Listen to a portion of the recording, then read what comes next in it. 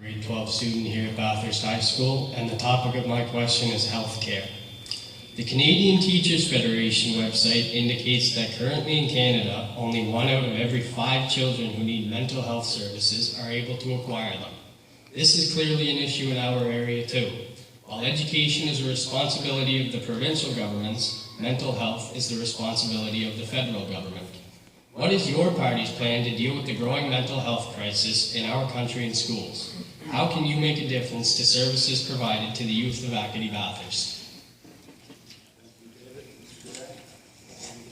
Thanks, David, for this interesting question. I'm quite new with this topic because I spent a lot of time during the beginning of the campaign to visit some mental health care services provider here in Acadie Bathurst, and our platform of the NDP to help the mental health innovation for young in Acadie Bathurst. We will establish a 4-year fund of $100 million.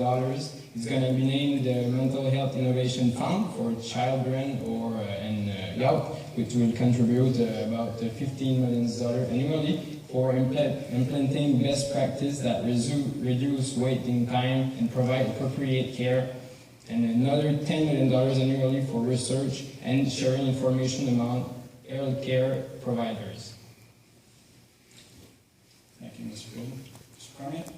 Well, actually, the Liberal Party of Canada will start by negotiating a new health accord with the provinces, because we know that the province of New Brunswick is a province that deserves better health services. And with the accord that the Harper government wants to put in place, it will penalize a province like New Brunswick, where the population is older and where the population is decreasing. So we will negotiate a new health accord with the provinces that will reflect the reality of New Brunswick. On top of that, we will make an investment of $3 billion more over the next 4 years to prioritize home care services for all Canadians. And we will also improve and reduce the cost of prescription drugs for Canadians, so that they will be able to pay less for their medication, and this will benefit all Canadians and Canadians.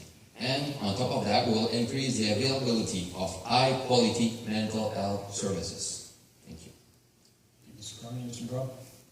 Yes, I think one of the main things about the healthcare is the fact that the government didn't sit with the provinces, and to have that, it's been a long time since they've been sitting together to get that problem worked with.